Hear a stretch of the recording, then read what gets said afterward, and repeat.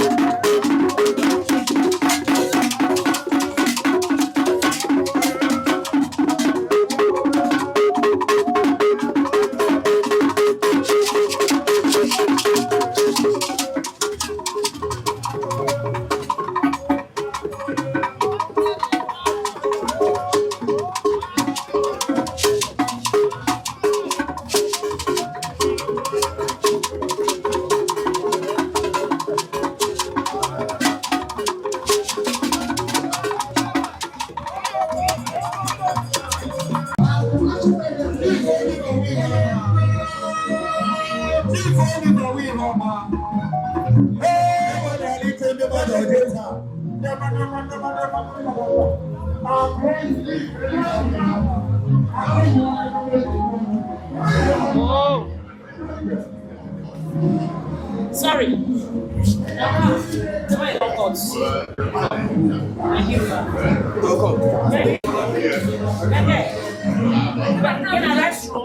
Yes, I like you watch like one piece.